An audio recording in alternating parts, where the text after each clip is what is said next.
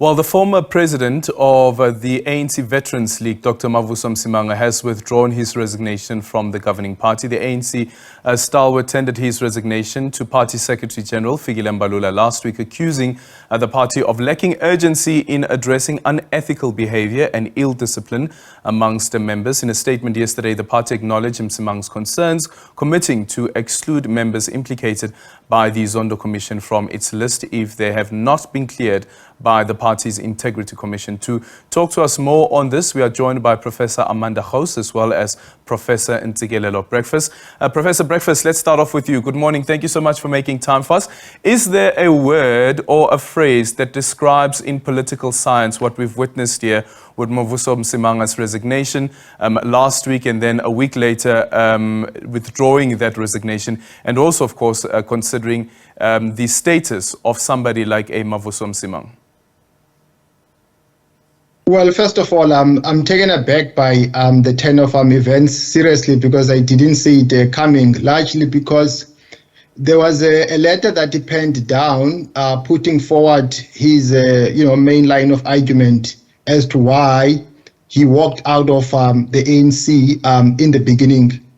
But of course, there have been reports that have come through that the letter was meant for the SG of the ANC. However, the letter was leaked. So the letter should have been with the SG, and then the letter was leaked to the media. That's how we got to know that he has left the ANC. So I think the ANC has been the one that has really been in pain in terms of that resignation. We're talking about someone whose political lifespan covers a period of 60 years. No wonder the ANC had to reach out to him to untwist him.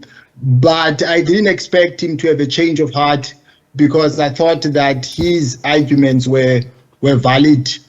But I think at the same time, the damage is done, and what is done cannot be undone, because the ANC does come across not to be taking the fight against corruption seriously.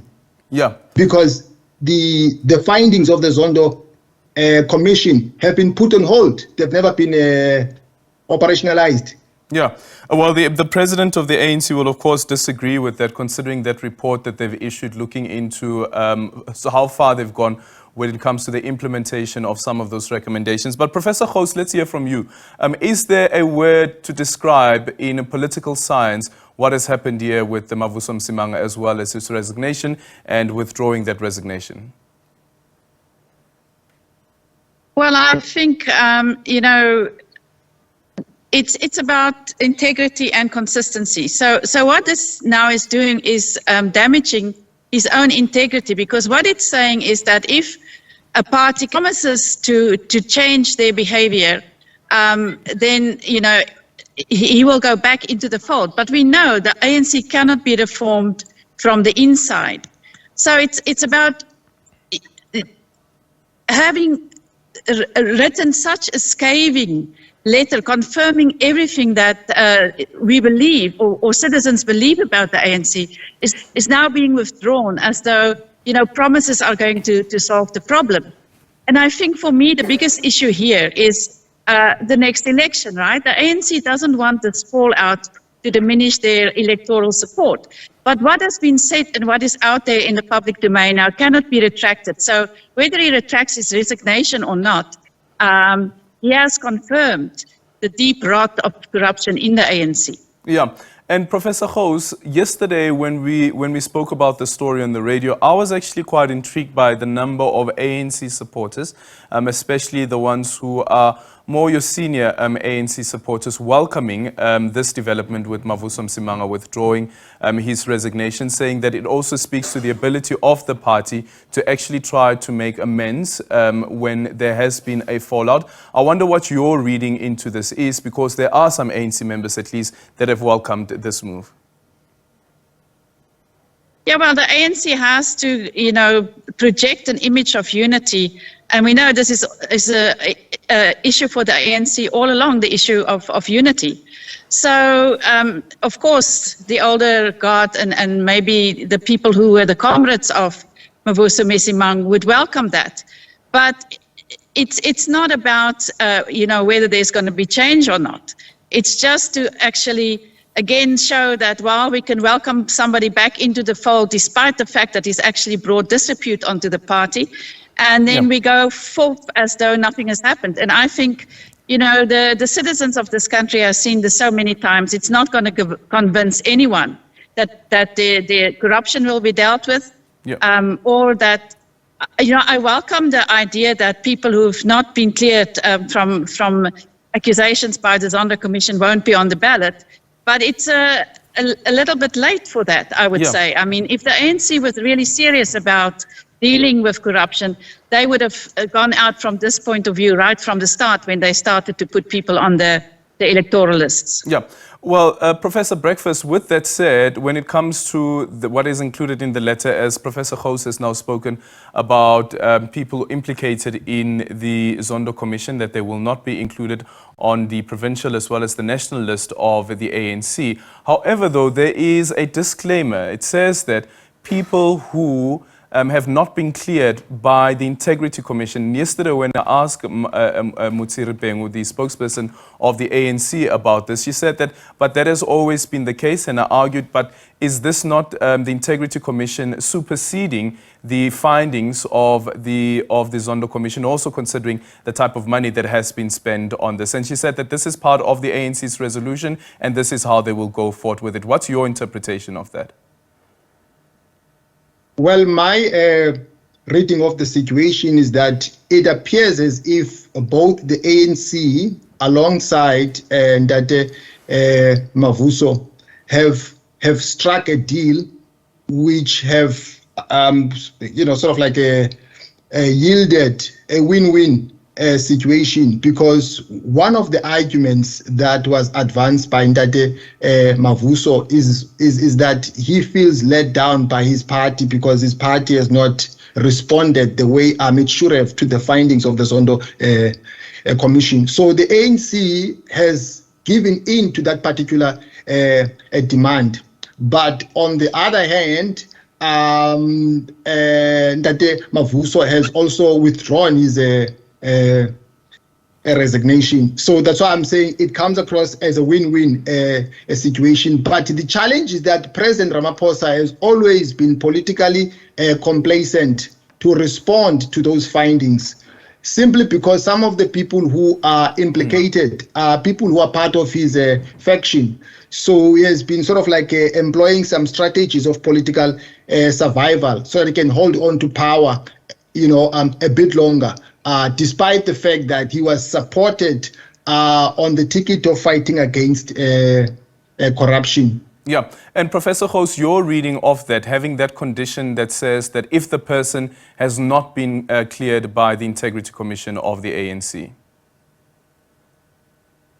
Well, I think that, this is not the place of the Integrity Commission to deal with the recommendations. These recommendations has to go through legal processes and prosecution in courts. We know that the Integrity Commission, have cleared people in the past that was quite dubious. I don't think really that should be the condition. And it brings me back to the integrity of Mavuso Msimang. Why does he accept that? Yeah, why does Mavuso Msimang accept that? Professor Breakfast, I don't know if you have an answer to that. Because as you said at the beginning of the interview as well, that it came as a surprise. Nobody saw this one coming. No, I want to echo the sentiments of Professor Gouws. I think she's on point that this does cast aspersions on the integrity of Ndate Msimang, because why would you take a swipe at your party and then all of a sudden you withdraw your letter of resignation? I really feel disappointed. Yeah.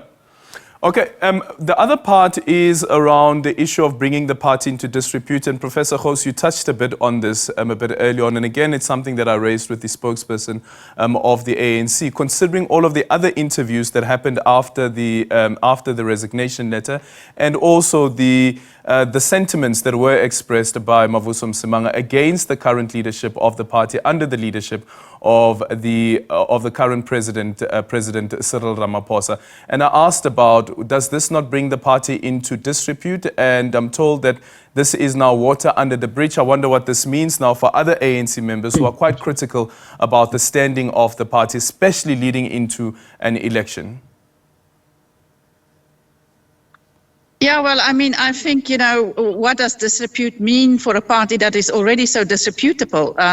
You know, with a long history of corruption and not dealing in any serious way with it. So, yeah, I think it is trying to bring, you know, it will silence other people to come forward, because clearly there's been some pressure put on Mavuso Msimang to withdraw that letter. And you know, if that is the way the party operates, then other people will probably be treated in a similar way or even more harshly. So I just think it will silence internal criticism. It will silence internal criticism. Let's quickly look, Professor Gouws, starting off with you again. Tomorrow, the expectation that there could be a new political forum or political party being launched, and the former president of the ANC, Jacob Zuma, is expected to be at that launch as well. Well, I think what we're just seeing is a proliferation of new parties and independents and movements in the run-up to the election. And it's just, I think, what that does is to divide the vote because there will be so many options now. And I think it's also going to be very confusing for the voters once they go to the polling booths. But I mean, ex-President Zuma is, you know, he is in the ANC, and he will bring, you know, I think trying to unite the ANC vote in KwaZulu-Natal, that seems to be also quite divided at the moment. So maybe that's the idea, that he brings the KZN vote, and specifically the vote of rural citizens in KZN. Yeah, and Professor Breakfast, your reading into this, and also, of course, taking into consideration the divisions within the party, especially those who are in support of former President Jacob Zuma, and we saw what happened during the July 2021 unrest. Well, it's an open secret that former President Zuma has a long-standing bad blood with the current leadership of the ANC. I think in 2001, if not 2000, he wrote that scathing letter taking a swipe at the leadership of President Ramaphosa, that they've not supported him. And also there have been some research findings that have been unveiled of late that he's more popular than President Ramaphosa in a KZN. So because he thinks that the leadership of the ANC has not supported him, I doubt very much if he's going to campaign for the ANC. I won't be surprised if he walks out of the ANC. You won't be surprised if he walks out of the ANC. And as we conclude the conversation, just quickly on the Justice report, the SA Justice and Reconciliation report that was released yesterday, looking at the South African Reconciliation Barometer, and the results speaking about 81% of South Africans agreeing that national leaders are not concerned about what happens to ordinary people, and 79% believe that the leadership cannot be trusted to do the right thing. And this report, of course, coming out just ahead of the elections that will be taking place in 2024. Professor Gouws, what do you make of the outcome of these elections, and could we actually see a decline in the voter participation in the 2024 elections? I know the EFF as well as Rise Mzansi are on a campaign arguing that 2024 is our 1994, but is that enough to actually bring the voters out to come and vote?